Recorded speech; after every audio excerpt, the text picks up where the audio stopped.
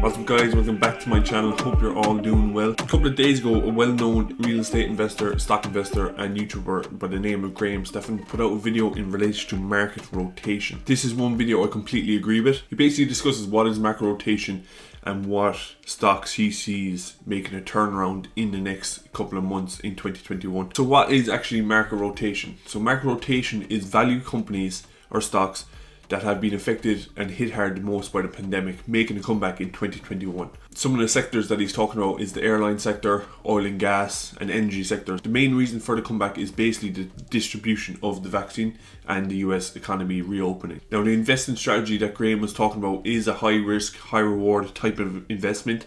You should do your research when investing in these type of plays, because a lot of companies that have been affected by the pandemic will not recover.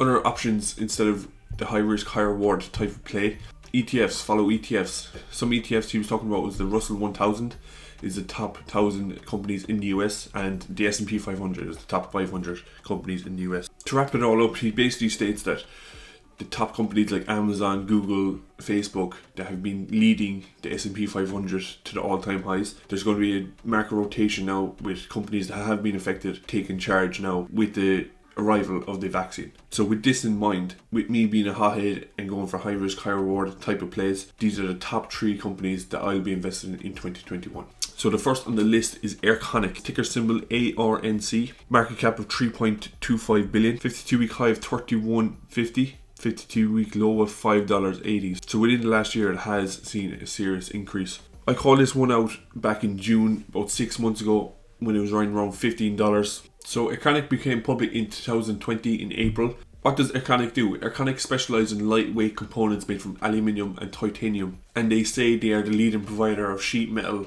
in the US. Now, Arconic components are used in many different sectors, like the automotive, aerospace sector, like commercial and defensive. Building and construction is another major one. No doubt Arconic was hit hard by the pandemic. Looking at its revenue, you can see in 2017 6.82 billion, 2018 7.4 billion, 2019's revenue, and it was 13.9 billion. So that was pretty big. Tim Myers, the CEO of Arconic, stated the company expects the full year revenue for 2020 to be in the range of 5.6 to 5.7 billion. Now that is a serious drop from last year's 2019 figures of 13.9 billion.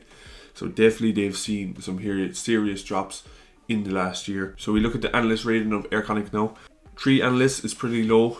They all recommend the buy, and with a high price target of $34. We'll take a look at their net income quarterly earnings. As you can see there, in 2019 quarter 3 minus 7 million, 2019 quarter 4 186 million, quarter 1 of 2020 60 million, and quarter 2 of 2020 minus 92 million. Now that is a big drop. The financials for quarter 3 for Arconic are not up on Webull, but they are on their website. So they generated a net income in quarter 3 of 5 million. So that is a big turnaround when it dropped to 92 million. Tim Myers, the CFO, also said this quarter 3 he's on about, demonstrate the positive impact on our strategy and financial actions made in response to the ongoing macro environments. Basically, they made changes to the company. So definitely you can see a smooth upward trend. You can see it bouncing off the support line 3 or 4 times, and I expect it to bounce another time around the end of this month. So could fall down a small bit more around the $27, $26 mark. If you take into regard the hardships they had, a growth like that is immense. So this is definitely one I'm going to watch. I'll probably wait until the quarterly earnings, quarter 4 results. If they're positive, definitely buying into this. So moving on to number 2, which is American Airlines, ticker symbol AAL, market cap of 9.54 billion, 52-week high of $37. and a 52-week low of $8.25. P/B ratio is 0.45. So P/B ratio below 3.0 is definitely considered undervalued. So we look at our total revenue quarterly earnings. 2019 quarter 3 11, quarter 4 11, quarter 1 2020 8.2 billion, quarter 2 1.62 billion, but their third quarter revenue was 3.2 billion, so it is up about $1.5 billion from the second quarterly earnings. So as you can see in the graph, American Airlines started a 2-week uptrend in the middle of November. This is probably due to the hype about a vaccine coming out. It hit a high price target of 1863. As you can see in the RSI indicator, it did hit over 70% and then started to correct itself back down to 1577. We'll take a look at the analyst rating. So there you can see, based on 21 analysts, this is definitely an accurate analyst rating. 42% saying underperforming with a high price target of $27. So it does match up with the P to B ratio of being undervalued. So this is definitely one I will be buying in the next couple of days. The financials are progressive, but they're not where they should be at all. So they are in a pretty dangerous situation, and it is a risky company to be investing in. If it does pay off, there's a big margin for profit there. So next in line is number 3, which is Livent, ticker symbol LTHM. Stock price right now $18.84. Market cap of 2.76 billion. 52-week high of $20.11. 52-week low of $3.95. P to B ratio is 4.865. So it is a small bit overvalued. So serious growth in the last 6 months for Livent. It is up 219% in 6 months. Now the reason for this is that it's actually connected straight to the EV market. So what is actually Livent? So we look at their profile right here. Livent is a lithium company. The company focuses on producing performance lithium components, and primary products include battery grade lithium hydroxide and high purity lithium metal. So yes, this is definitely connected straight to the EV market. It is connected to a few more sectors like the aerospace sector and the pharmaceutical products. Its main sector will be the EV market in the next few years. If you're not sure of which EV company to invest in, like Li, Xpeng, Tesla, NIO, why don't you look at what they all need? A lithium company or lithium mining ETF, because they all will need lithium at the end of the day in the next few years. Let's have a look at their analyst rating.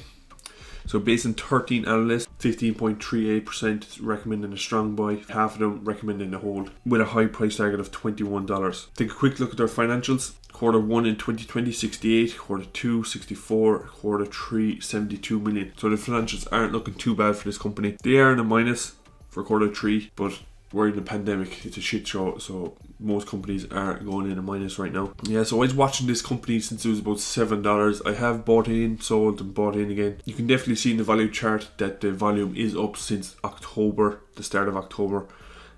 So it is gaining popularity. So yeah, definitely I'll be adding a lithium company to my portfolio. There is definitely going to be a larger demand for lithium with the increase of the EV market. Nasdaq.com put out an article, 3 lithium stocks to consider instead of EVs.